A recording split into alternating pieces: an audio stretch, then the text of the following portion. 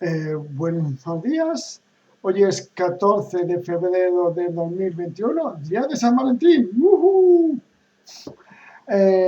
Hoy toca el capítulo número 8, la reina de la oscuridad. El señor del dragón, Viewmaster Toede.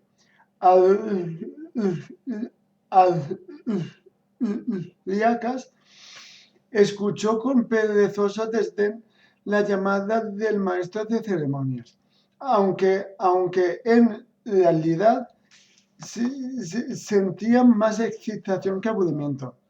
La idea de reunir al gran consejo no había sido suya, incluso se había puesto.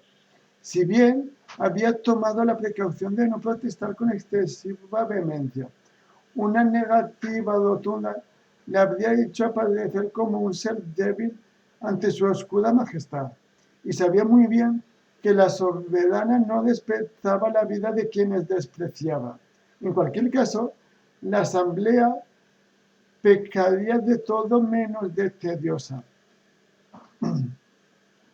Al pensar en la reina Nascuda, levantó la cabeza para mirar de soslayo el nicho abierto sobre su plataforma.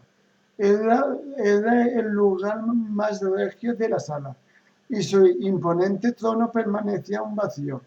La puerta de hierro que conducía hasta él se perdía en la palpitante negrura de su entorno sin que, por otra parte, pudiera accederse a su recinto a través de ninguna escalinata. Aquella verja de hierro constituía la única entrada, y más valía no averiguar qué se ocultaba detrás, ni qué decir tiene que ningún mortal había traspasado nunca su metálico entramado. El nicho abierto. Vale.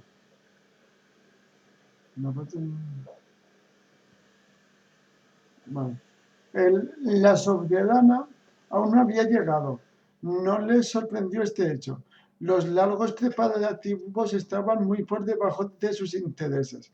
Adiacas se allanó en su trono y desvió los ojos del trono de la reina de la oscuridad hacia el de la dama oscura. Hubo un intercambio de miradas que se le antojó más que apropiado. Kitiara, como no, estaba en su puesto, resplandeciente en su hora de triunfo. Adiacas la maldijo para sus adentros. Dejemos que exhiba toda su perversidad, murmuró sin apenas escuchar la voz del maestro de ceremonias, que repetía una vez más el nombre de Toede. Estoy preparado. De pronto, Adiacas comprendió que algo iba mal. ¿Qué era lo que ocurría?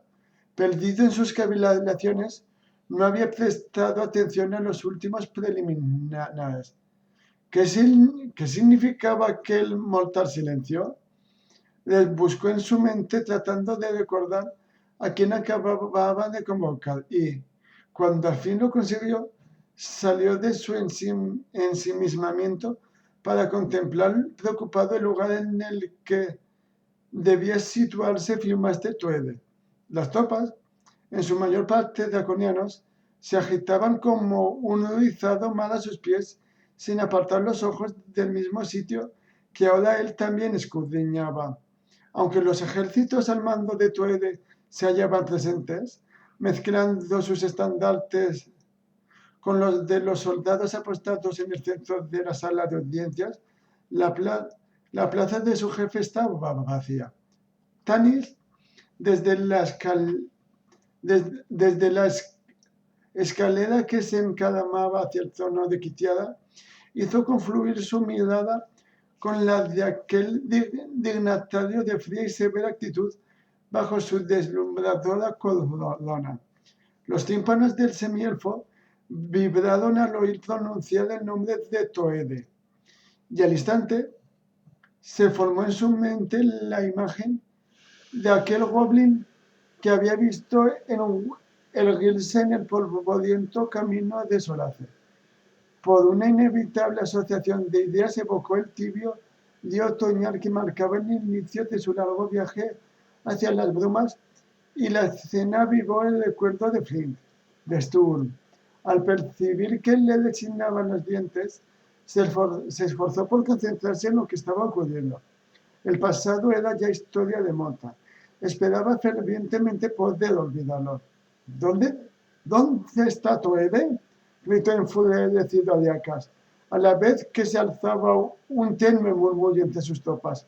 Nunca un señor del dragón había desobedecido la orden de presentarse ante el Gran Consejo.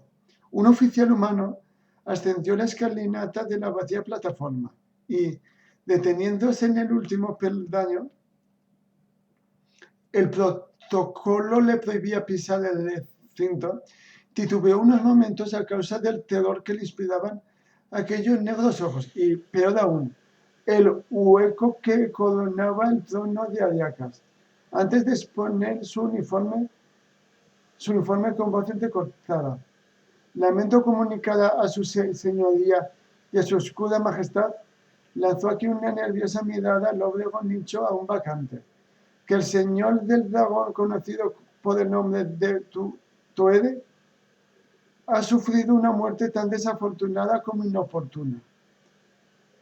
Situado en el peldaño superior de la plataforma donde se hallaba entronizada Kitiada, Tanis oyó una risa ahogada detrás de su yelmo.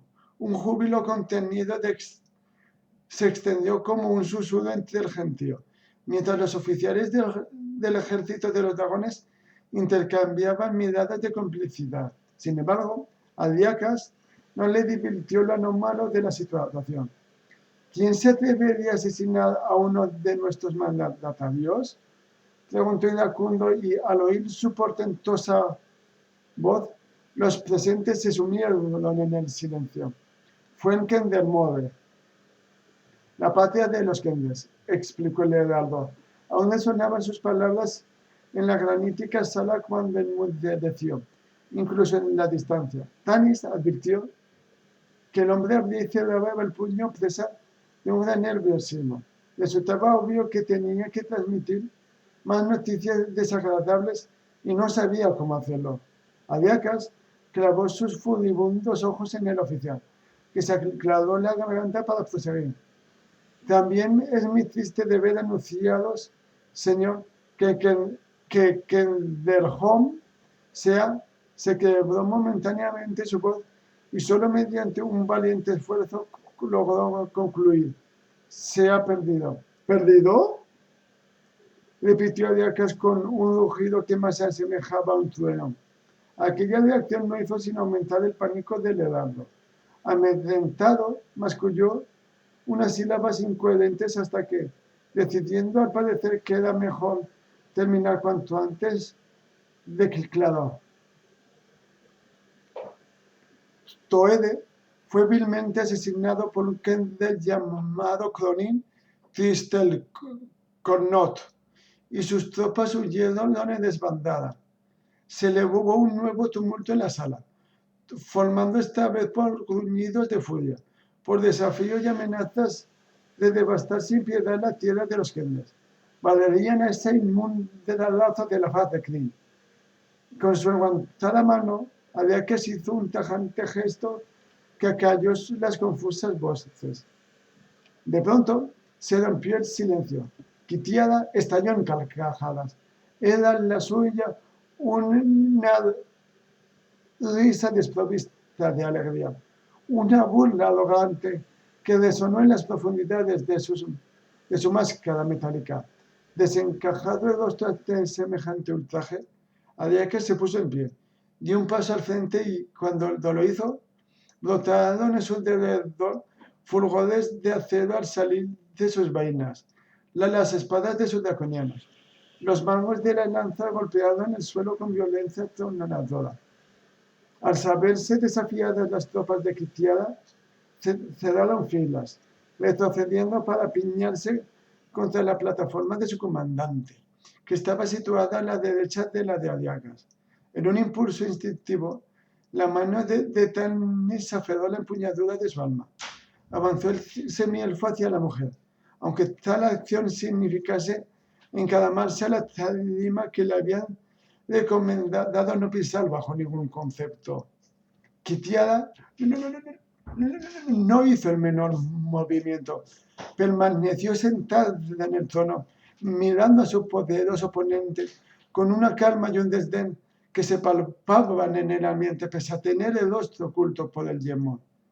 De pronto, una ahogada exclamación invadió la asamblea, como si una fuerza invisible pretendiera vaciar el aire de todos los pulmones y asfixiar así a sus víctimas. Palidecieron los presentes en su común intento de despiadar, un intento desesperado que producía dolor en sus entrañas, empañaba su visión y detenía los latidos de su corazón. Una insondable negrura se cernió sobre la sala y absorbió el etéreo gas de la vida. Era aquella una oscuridad real, física, o unas tinieblas que solo envolvían la mente. Tanis no acertaba a adivinarlo. Sus ojos se veían millares de antorchas brillando en la estancia, centenares de velas que lanzaban destellos como las estrellas en el cielo nocturno. Pero ni siquiera el firmamento se cubría de un manto más azabache que la penumbra que ahora percibía.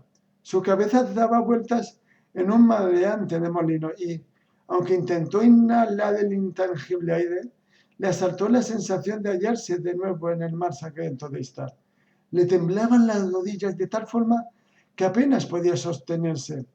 Flanqueado en sus fuerzas hasta que, incapaz de resistirlo por más tiempo, se desplomó en la escalinata.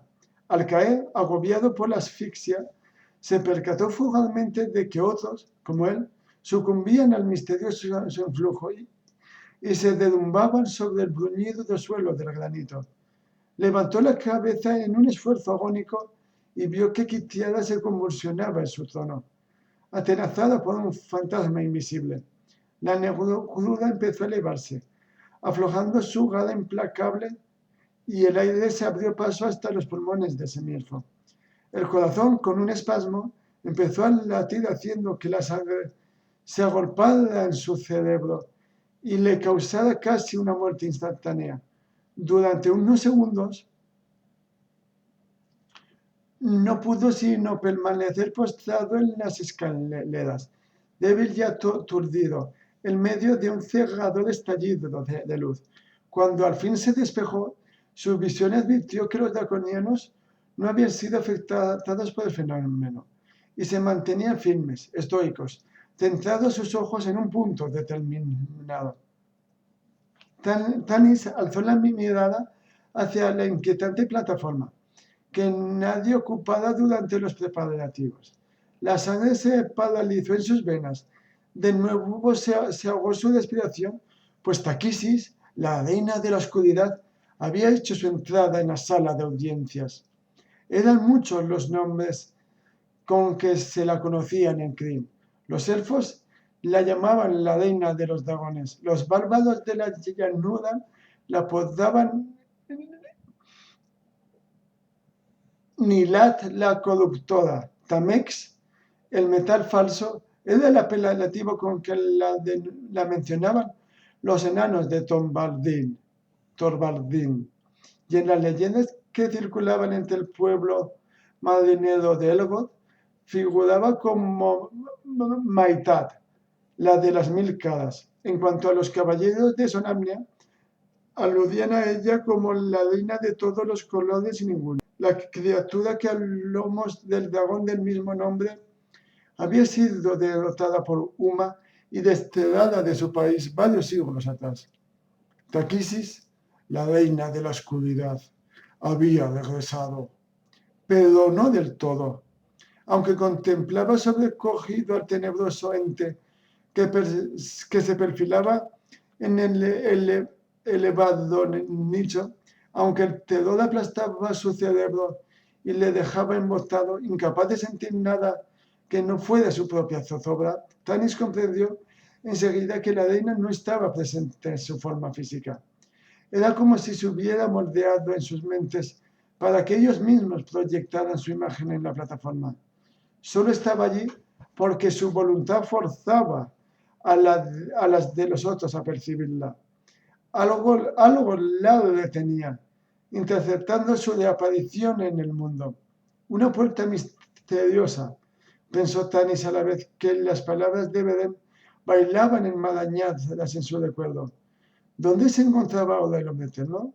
¿Dónde habían conducido a Cadamón y a los compañeros? El semielfo se dijo con pesadumbre que casi los había olvidado, que se habían desvanecido de su cerebro al absolverle la preocupación por Kitiara y Laudana. No lograba centrar sus ideas y, aunque creía conocer la clave de aquel rompecabezas, necesitaba tiempo para reflexionar. Le resultaba imposible recapacitar en tales circunstancias.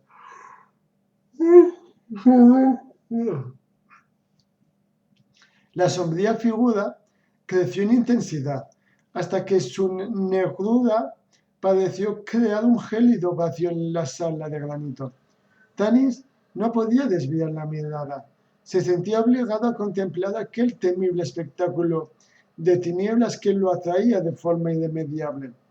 En el instante en que le asaltó la sensación de ser succionado por el abismo, oyó una voz en su interior.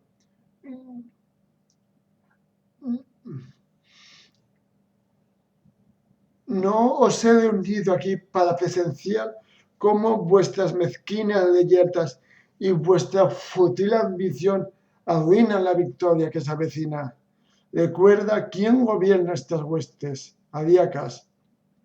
El interpelado hincó la rodilla, al igual que todos cuantos ocupaban la cámara, e incluso Tanis se sintió invadido por una servil devoción.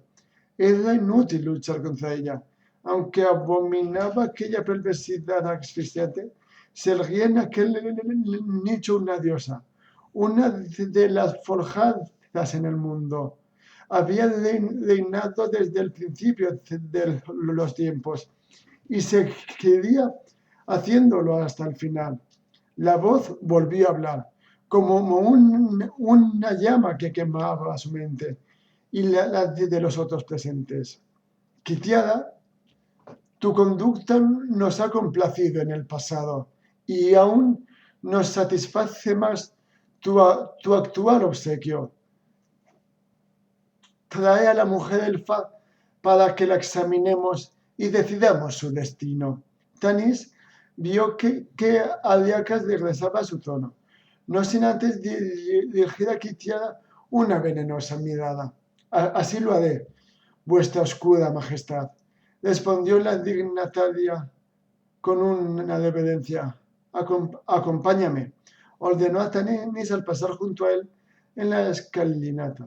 Las tropas de Draconiano se apartaron para flanquear su avance hacia el centro de la sala. Kitiara dio los peldaños de la plataforma seguida por Tanis mientras las tropas cerraban filas detrás de ellos después de abrirles camino. Al llegar a la base de la colosal escultura en forma de serpiente, la dama oscura se encaramó a la angosta escalera que sobresalía como un rosario de espolones en su parte posterior a fin de situarse en el centro de la plataforma que la coronaba. Tanis subió más despacio, atribuyéndolo a que los peldaños eran demasiado empinados y irregulares, aunque en realidad se encontraba refrenado por la estrecha observación que los ojos de la ominosa criatura imponían a sus mismas entrañas. Una vez afianzada en la atalaya, Kitiara hizo un firme ademán hacia la ornamentada puerta que se hallaba entre la sala de audiencias y la antecámara. Se dibujó una figura en el umbral, una sombra ataviada con la tradicional armadura de los caballeros de Solamnia. Se trataba de Sot y, cuando se internó en la estancia, las tropas retrocedieron a ambos lados del estrecho puente como si una mano hubiera surgido de ultratumba para arrancarles de sus puestos. En sus brazos transportaba al espectro un cuerpo envuelto en un lienzo blanco, que más se asemejaba al sudario con que suele amortajarse a los muertos. Tan absoluto era el silencio que las pisadas producían audibles ecos en el bruñido suelo.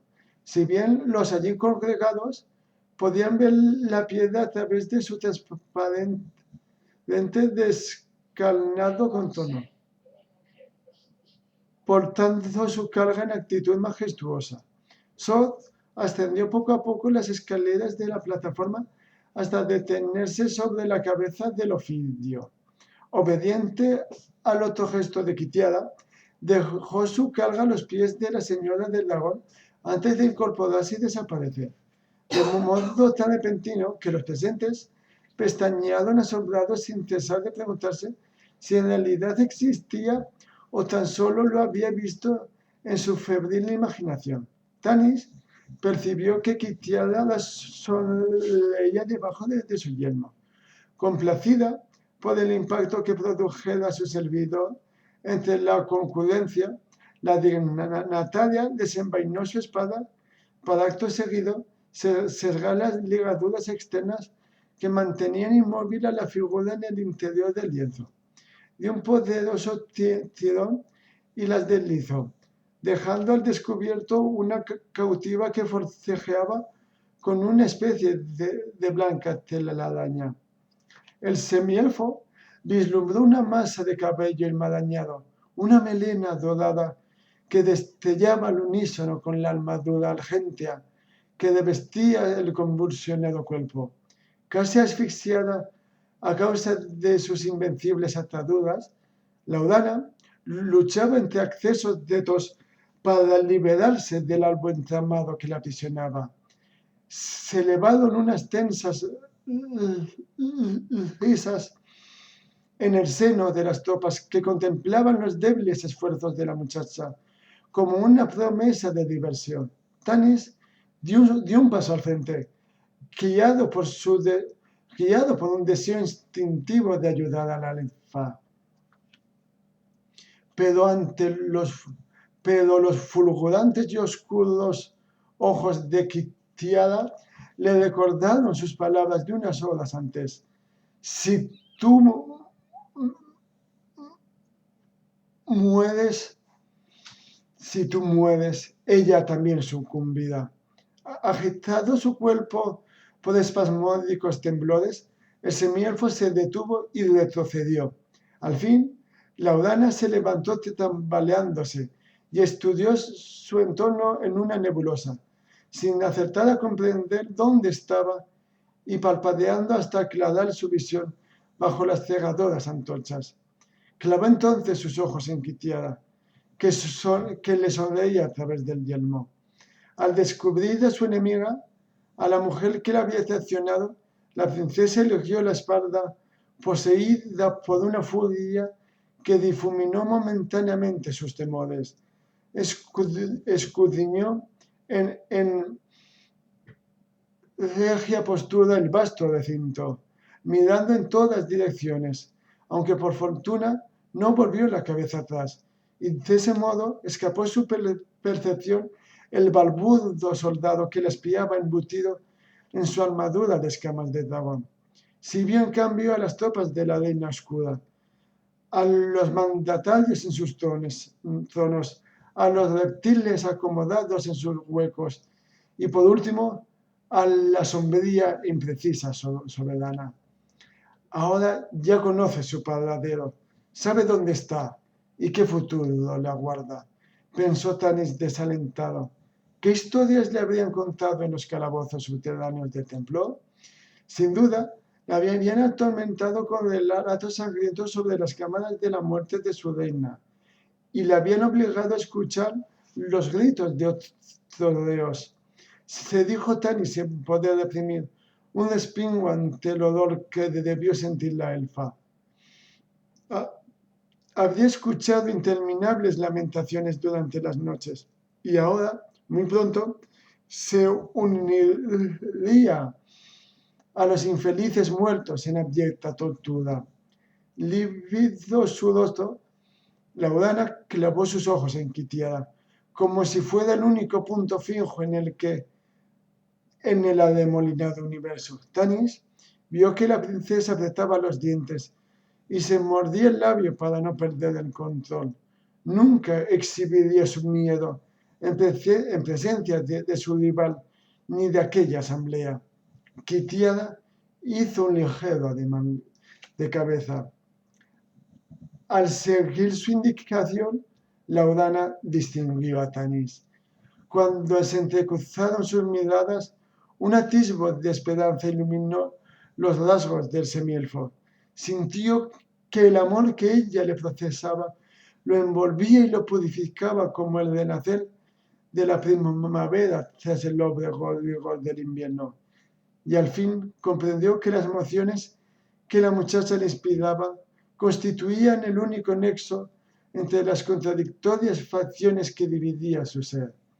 La amaba con el amor eterno e inmutable de su alma elfa, con el amor apasionado de su sangre humana, pero se había hallado a sí mismo demasiado tarde.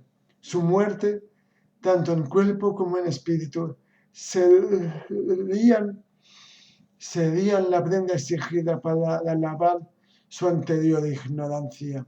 Una fugaz mirada fue cuanto pudo otorgar a Laudana, una mirada que debía transmitirle el mensaje de su corazón, pues los pardos ojos de Quitiada no se apartaban de él, y era consciente de otra inspección, maligna y penetrante, que lo atenazaba desde el nicho. Al recordar el escrutinio de la arena oscura, Tanis trató por todos los medios de impedir que su faz revelara sus pensamientos. Ejerciendo todo el control de que era capaz, apretó la mandíbula, puso rígidos sus músculos y vació la expresión sus encendidas pupilas. Y vació de expresión sus encendidas pupilas. Actuó como si Laudana fuera una perfecta desconocida y apartó los ojos de ellas. Al volverse, advirtió que la esperanza que la había animado moría sin emisión, cual la nube que oscurece al tibio sol. El amor de la muchacha se transformó en una sombra de desaliento que congeló a Tanis en la pesadumbre que le comunicaba. Aferrando con firmeza la empuñadura de su espada para evitar que temblara las manos, Tanis se plantó frente a Taquisis, reina de la oscuridad. Augusta majestad, declaró entonces Quitiada, a la vez que agarraba a Laudana por el brazo y la arrastraba hacia adelante. Os ofrezco mi presente, un presente que nos concederá la victoria. La interrumpieron los enfervorizados vítores de la muchedumbre. Alzó los brazos para combinarles al silencio y prosiguió: os entrego a esta mujer, la Odontalasa, princesa de los elfos de Qualinesti, y a Dalid de los despreciables caballeros de Solamnia. Fue ella quien les devolvió las lanzas dragonas, quien utilizó el orbe de los dragones en la torre del sumo sacerdote. Bajo sus órdenes viajaron su hermano y un dragón plateado a Sanction, donde, debido a la ineptitud de Ariacas, consiguieron introducirse en el templo sagrado y descubrir la destrucción de los huevos de los dragones del bien.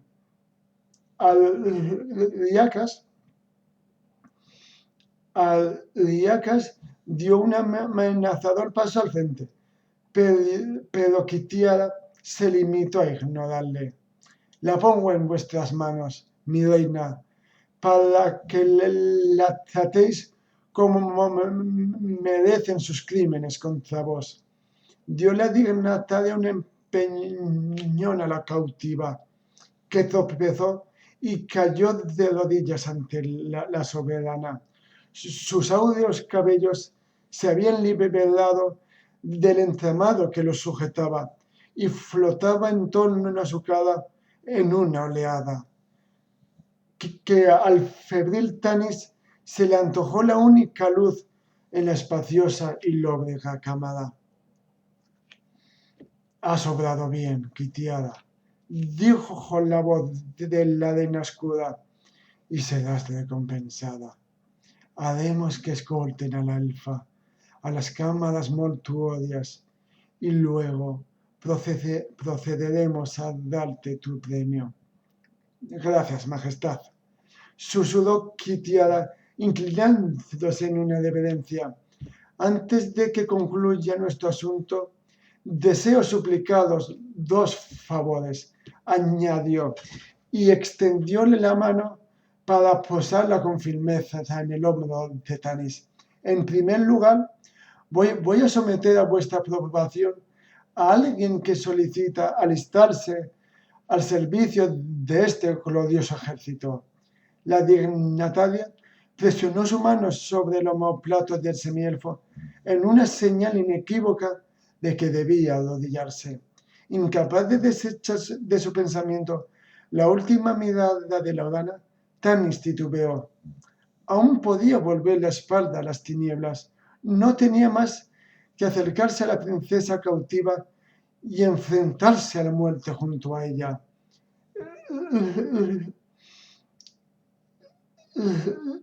Rechazó tal idea. ¿Tan egoísta soy? Se reprendió a sí mismo.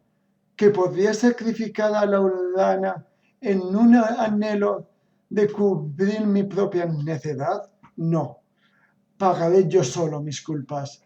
Aunque no realice otra buena acción en este mundo, al menos la salvaré.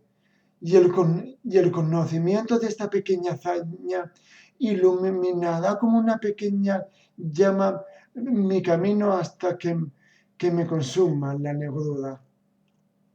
Quitiada cerró los dedos en torno a su hombro, infligiéndole un punzante dolor, incluso a través de la armadura. Sus ojos pardos comenzaron a arder de impaciencia detrás de su máscara metálica. Despacio, inclinada la cabeza, Tanis hincó la rodilla frente a su oscura majestad. Os presento a vuestro humilde siervo, Tanis el semielfo, anunció con frialdad la señora del dragón. Si bien el balbuzo soldado captó en sus palabras un timbre de alivio. Le he nombrado comandante de mis tropas tras la inesperada muerte de mi antiguo oficial, Bacadis. Que se acerque nuestro nuevo lacayo, pronunció aquella voz que tan solo le sonaba en las mentes de quienes la escuchaban. Tanis sintió mientras se levantaba que Quitiada lo atraía hacia ella para murmurar en su oído. Recuerda que ahora perteneces por entero a la reina oscura. Debes convencerla de tu lealtad, o de lo contrario, ni yo misma podré salvarte. Y en ese caso, tampoco tú lograrás rescatar a Laudana. Lo sé. Se limitó a responder Tanis, desprovisto su rostro de expresión. Se deshizo de la garra de Quitiada y avanzó unos pasos hasta detenerse en el borde mismo de la plataforma, bajo el trono de la soberana. Alza la cabeza y mírame, le instó a aquella criatura abismal. El semielfo contrajo sus músculos en busca de la fuerza que en otro tiempo anidara en sus entrañas y que ahora no estaba seguro de poseer. Si fracaso, Laudana está perdida. En alas del amor debo olvidar mis sentimientos. Alzó los ojos y al instante quedó atrapado en un invencible magnetismo. No necesitaba fingir sobrecogimiento y devoción.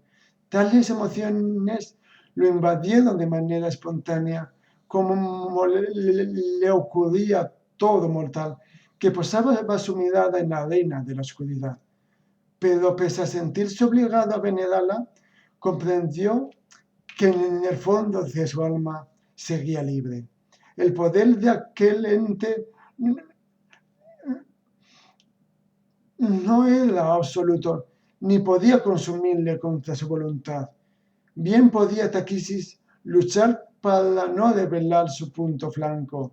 Tanis era consciente de la ardua batalla que libraba en su designio de penetrar en el mundo. El fantasmal contorno fluctuaba ante el semielfo, mostrándose en sus diversas formas y delatando su imposibilidad de controlarlas todas. Se le apareció primero como el dragón de 5 cabezas que describía la leyenda solámnica, para después